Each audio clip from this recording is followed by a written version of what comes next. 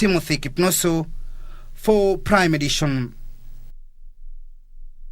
Now, the aspirants who lost in party primaries now have 10 days to be cleared to contest as independent candidates. The High Court Wednesday declined to invalidate the Political Parties Amendment Act of 2022, terming it legal and constitutional. A three-judge bench ruled against an attempt by 5 petitioners who wanted the court to rule against the bill and allow nomination losers to hop to other parties.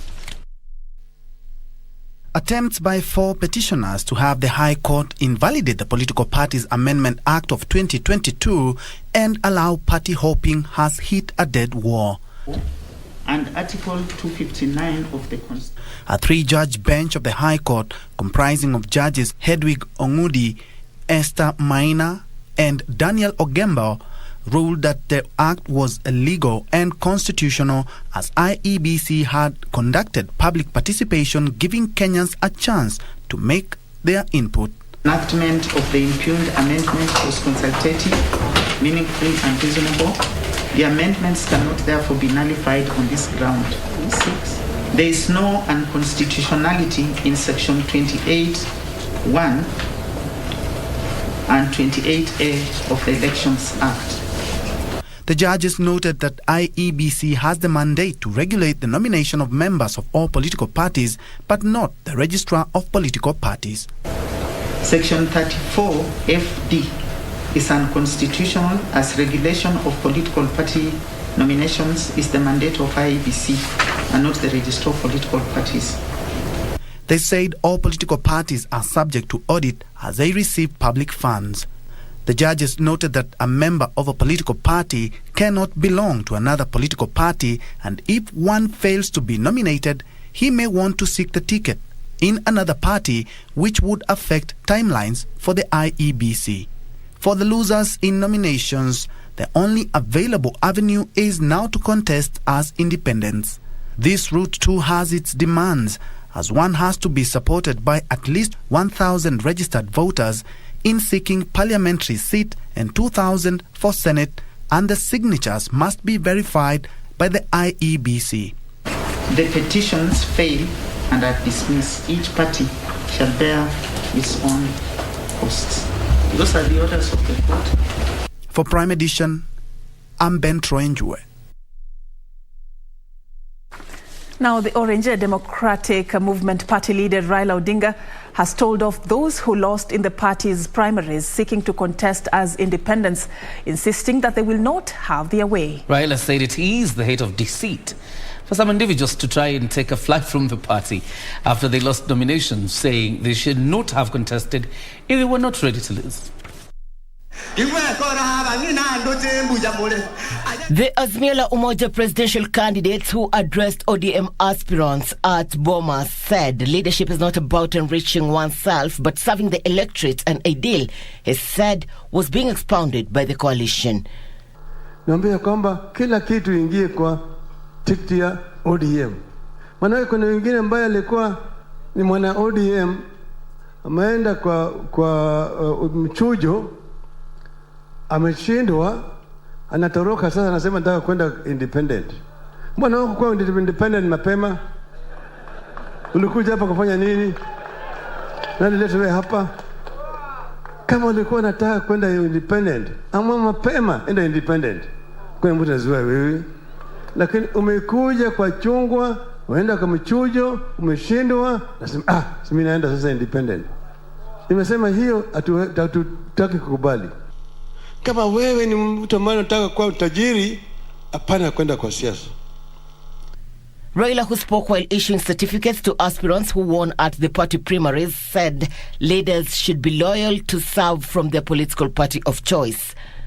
Tunataka kuonyesha kwamba sisi kama wanachungwa tunaweza kufanya kazi tofauti na wale ambao wanapiga kelele hapo. Bwe. Wanasema hii wao wenyewe wanajulikana. Ukiangalia vile wamefanya, nasema tumejenga hii, lakini kwa gharama ngapi? Hiyo umejenga SGR, umetumia pesa ngapi? He further said that he has always had positive intentions for the country in his political journey. Sisi tunabeba bendera ya ukombozi. the flag of liberation when they were all till there. Sasa wanakuja wanaongea lugha ya mapinduzi wakati mapinduzi sitakuja.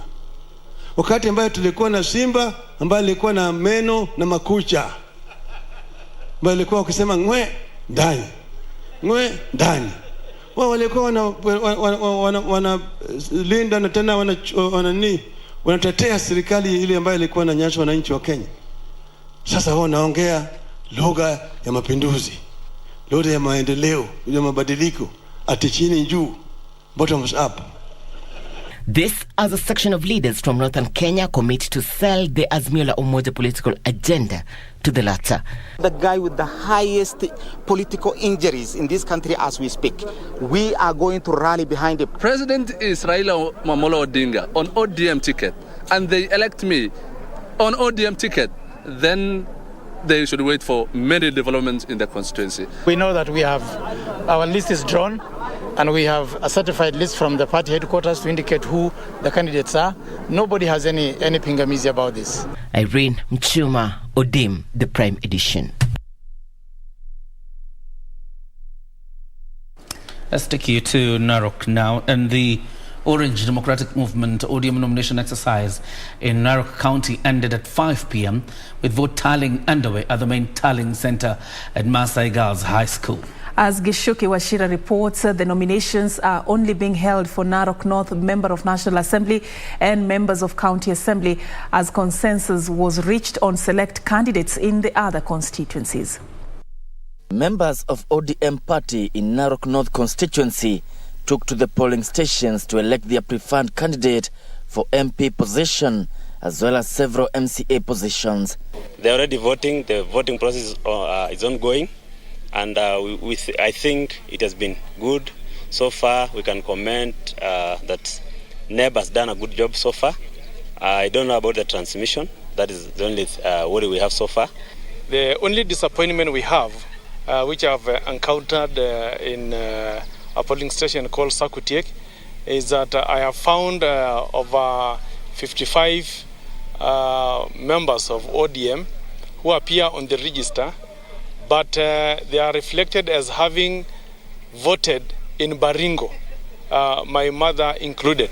The Narok North parliamentary race attracting 3 contestants, including Alan Olemengati, Martin Olekamwaro, and Tempes Olentimama. The party has already issued direct tickets to gubernatorial, senatorial, as well as women representative candidates.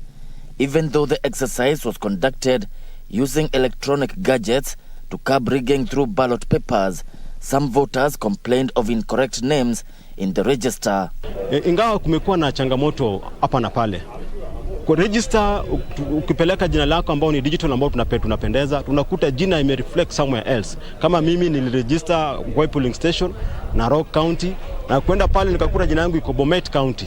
Leo kwa hiyo chaguzi ya ODM imeenda sambamba, hakuna furugu, hakuna maneno mengine, watu wameendelea kuvote vizuri na hata turnout imetoka vizuri, na tunajua ushindi watu watapata. Mwenye alipiga mali fulani anajua kama alipiga mali mzuri itakuwa imeingia kwa line. Ambia Wakenya wakae na upendo na umoja na bidii katika taifa hili letu la Kenya. The Orange Party, however, did not hold nominations in the other 5 constituencies after aspirants reached consensus. Most have agreed, most candidates have agreed on consensus, and I think it's a very encouraging thing, because we really need to be together and to be united while facing the opposition, which is actually UDA.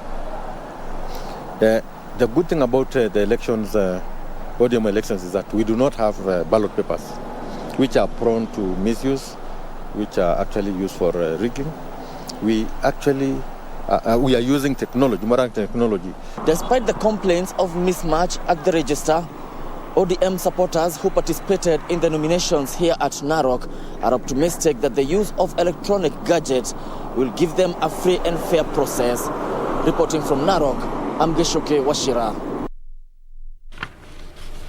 Yeah, Gishuki Wachira there from Narok is currently following the tallying that is ongoing, and we'll be updating you on how the outcome of this nomination is as we continue to update you online as well before even tomorrow. Absolutely. Yeah. And of course, we're taking a breather when we come back. We have a bit of news and business lined up for you as well as sports. And then later on, the live match between Leipzig and FC Berlin. That match is airing live on KBC Channel 1. Don't go too far.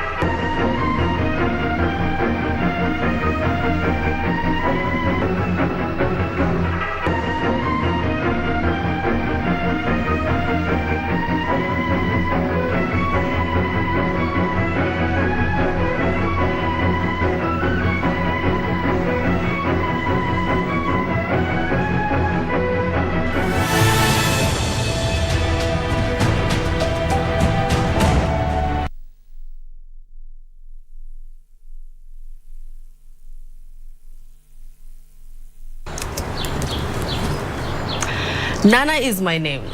My daughter is constantly online these days because, well, it's the new normal way for them to learn.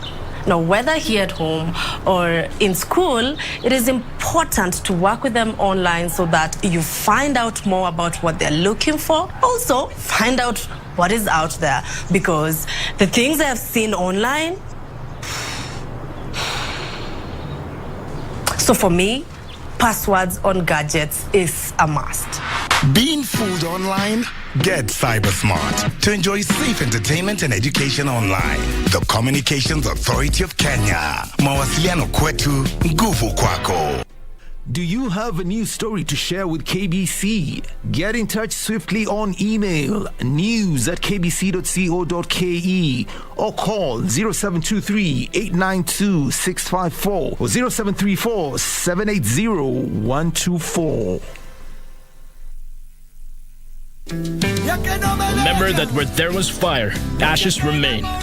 Yes, but she's in love with someone else. With whom you forced her to get married. You're a murderer. My father died and it was all your fault. I didn't kill your father. You're crazy. I am not crazy. Move away. He's your son. Don't you treat him like...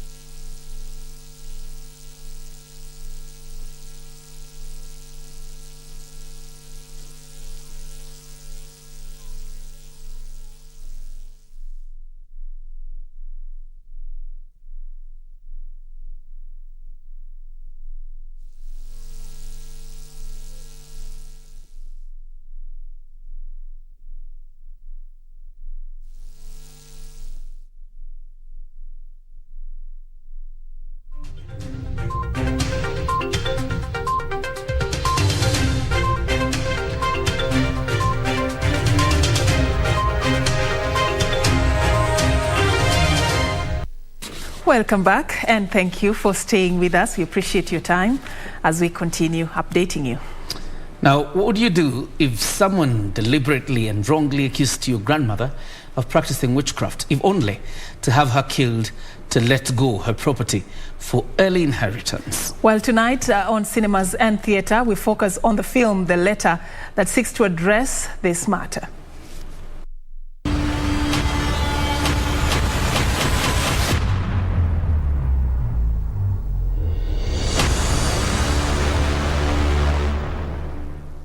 The film The Letter is a family drama that follows the life of a 95-year-old grandmother with a fearless spirit who must overcome dangerous allegations of witchcraft from within her kin.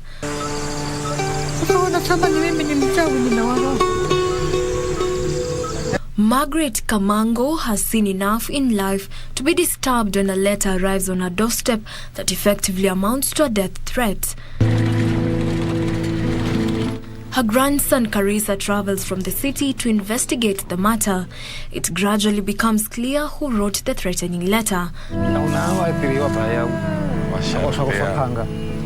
But his grandmother is not the only one affected. Initially, myself and my husband, we read a children's book about Mekatilili Wamenza, who was obviously like the female freedom fighter who fought against the British. And we were actually going to Coast to be able to do like some more research about her. As we were interviewing a lot of these elders, they were telling us Mekatilili's story, but then they were also telling us that, you know, at the moment there's this issue that's happening, and that's what they wanted to really share with us. So Carissa came over, and as he was watching these interviews of these elders saying that they've been chased from their families, you know, that they were hit by a panga, or they're really living in fear. I could see like Carissa's face starting to change, and I was like, huh? And after he then watched the interviews, he was like, this is happening to my nyanya now. So for us, what was interesting is that we were then able to follow like a real life situation there and then. The film, directed by Maya Lekou and Christopher Kings, sets out to unpack the reasoning behind this bizarre attack on a section of the elderly. I think just people be able to rethink their situations at home, and also to be able to then also show that elders, especially elders from the coast, we're all humans, you know, and although maybe they might have Christians, might have Muslims, might have traditionalists, like we should all be kind of living in peace. The theme on how land is shared amongst beneficiaries upon the death of the elderly depicts traditions versus modernity. We were showing it at festivals during COVID. We had people from all over the world, from like Barcelona. They were talking about how their elders then were left in homes by themselves during Corona, and how this film really touched them because of that. We then spoke to some other guys in like a far part of India, where we also showed the film, where they were talking about this witchcraft also happening there. You know, so there was all these, like everyone was actually relating to the film like it was their own grandma. And they could all relate to their family through her and through her relationship with Carissa and the aunties.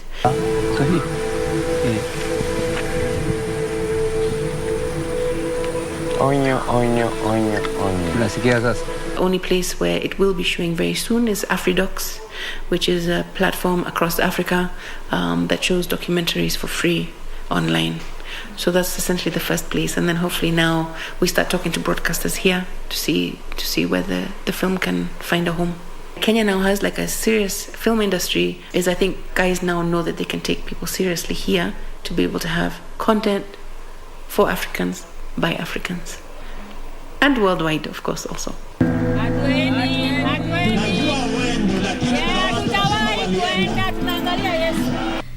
Jacqueline Masharia for Cinemas and Theatre.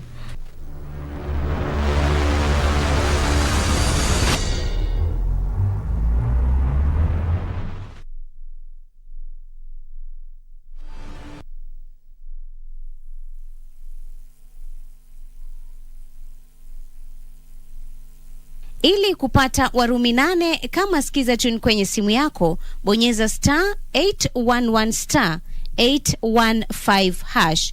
Nina hakika kwamba hakuna kinachoweza kukutenga na upendo wa Mwenyezi Mungu.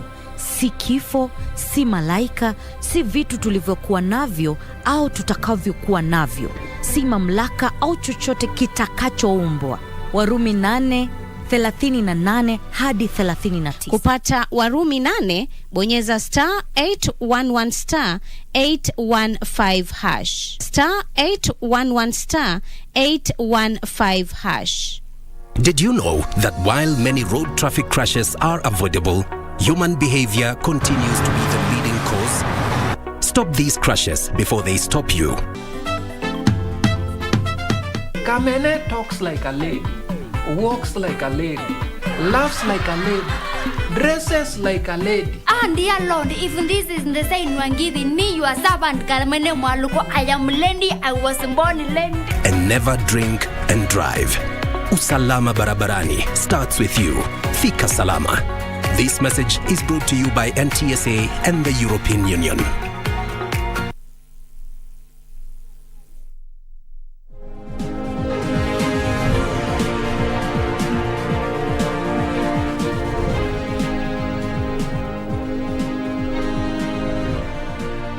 Gears now focus on matters business. My name is Carol Jenga. Kenya is targeting to rake in 1 trillion shillings by exporting a skilled labor force to the regional markets. This will be done through the National Productivity Centre and the National Industrial Training Centres.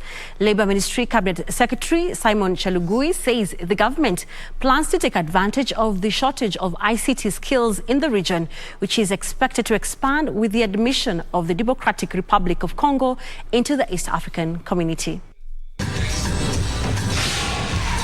According to the United Nations Conference on Trade and Development, the East African community faces significant labor shortages in information technology, engineering, finance, hospitality and management. This has fueled the migration of professionals from the region, with Kenya becoming a major supplier of skilled labor in the region.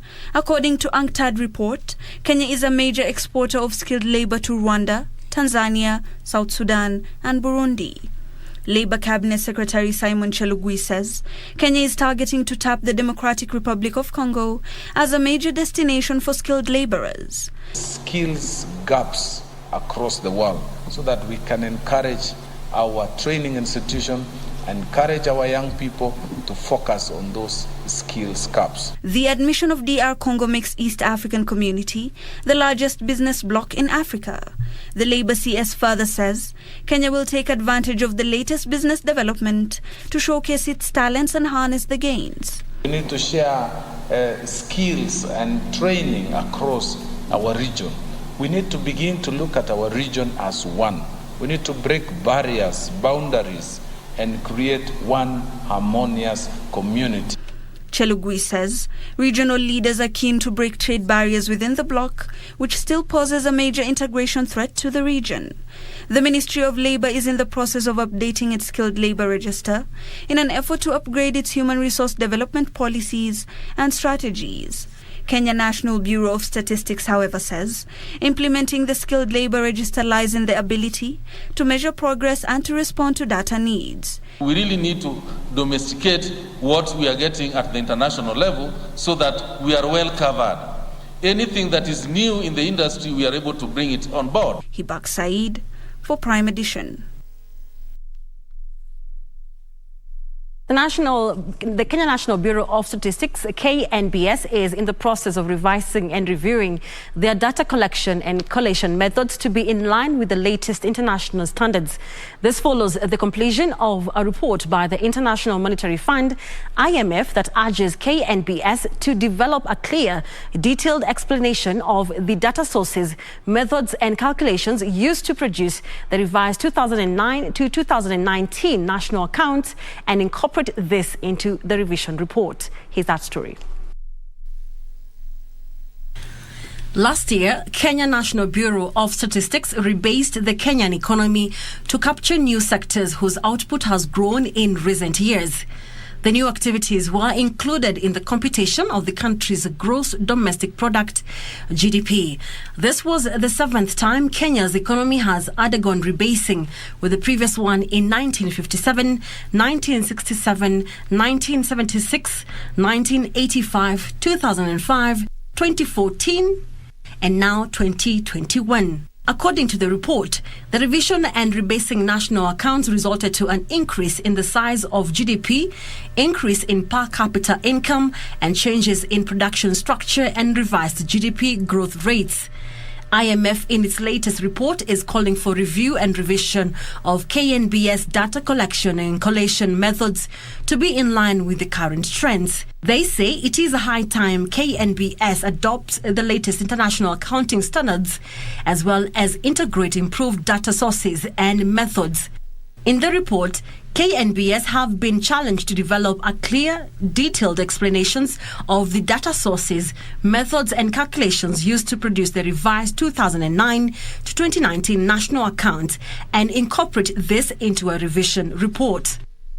IMF further identifies areas for future research following the release of the revised estimates and recommends that KNBS investigate the use of taxes on products as published by the Ministry of Finance as the benchmark estimate of taxes on products in the national accounts and consider removing the stock of government securities from the stock of loans when calculating estimates of financial intermediation services indirectly measured. The report further says that KNBS should include contextual information demonstrating how the revised estimates align with major economic events, policy implementation, and related social indicators, as well as a section in the revision paper highlighting the revisions to both the overall level of GDP and the constant price growth rates.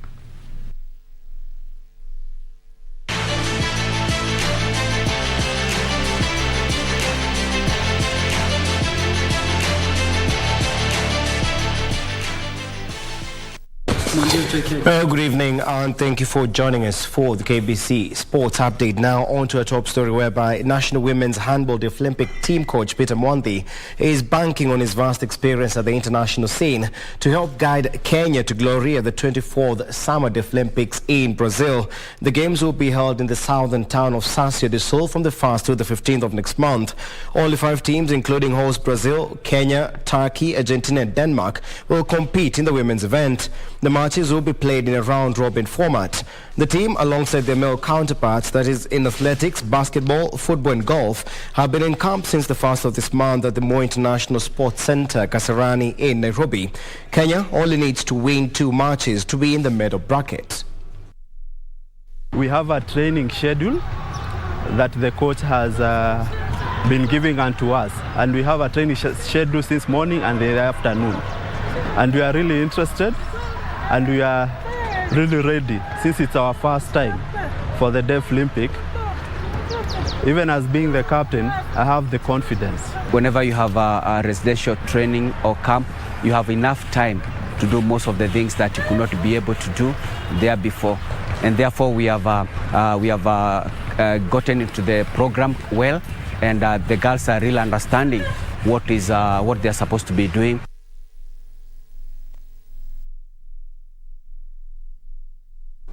Meanwhile, the Confederation of African Football, CAF, has included Kenya and Zimbabwe in the 2023 Africa Cup of Nations qualifier matches, despite being banned indefinitely from international soccer by World Football Governing Body FIFA.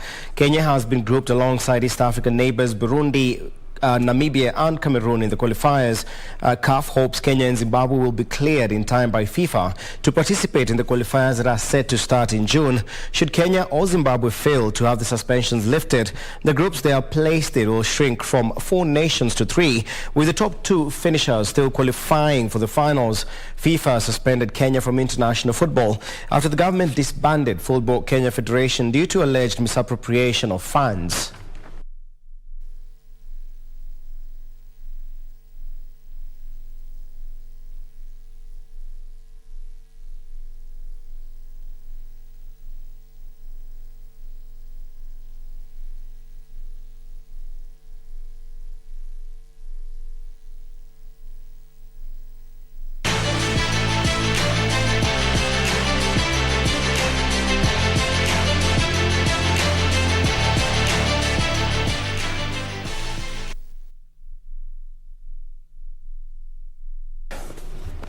It's time for us to put a cap on the bulletin, Carol. Yeah. Yes, my name is Carol Jenga, and it was good to have you with us. Absolutely. Yeah. Thank you so much. My name is Serfine Achieng. Oma, it was also a pleasure to have you join us tonight. Have a good night and God bless. And my name is John Jacob Kioria. Have a fantastic night. We throw it to Munga. Do the honors.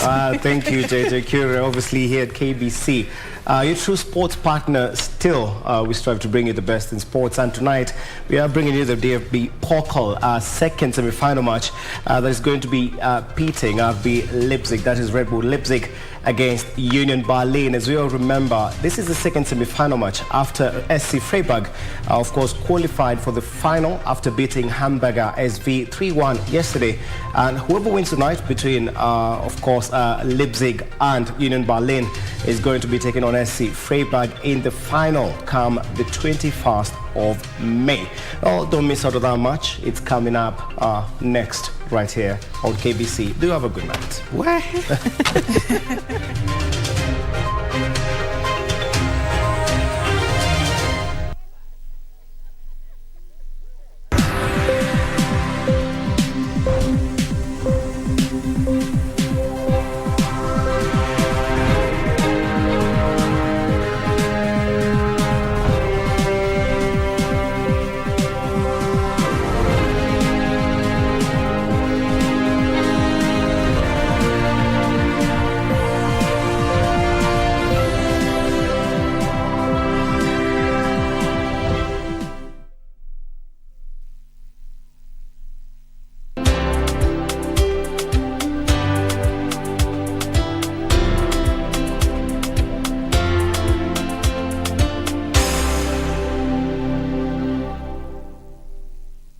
Did you know that while many road traffic crashes are avoidable, human behavior continues to be the leading cause? Stop these crashes before they stop you.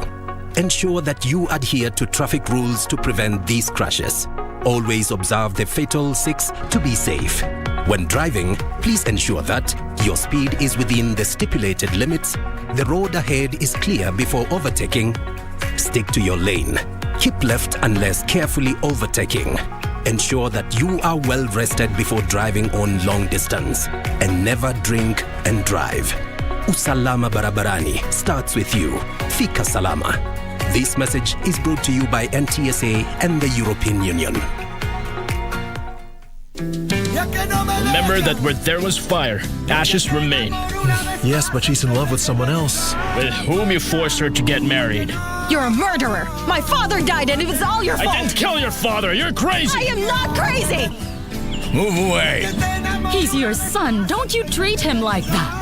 I will protect you. You know that I'll ruin you if I open my mouth. Our dad ordered you to leave him, but you're rolling in the hay with him. Just leave us alone. You know you never change. I'm sure that their love won't last too long. It's because of her, right? You leave me because of her. Please leave your brother alone. Someday you'll accept her. What are you doing here? Get out of my house and get out of my daughter's life. Gonzalo, please stop. Get out of here. Everyone is against us, but they can't make us stop from loving each other. Dare to leave me.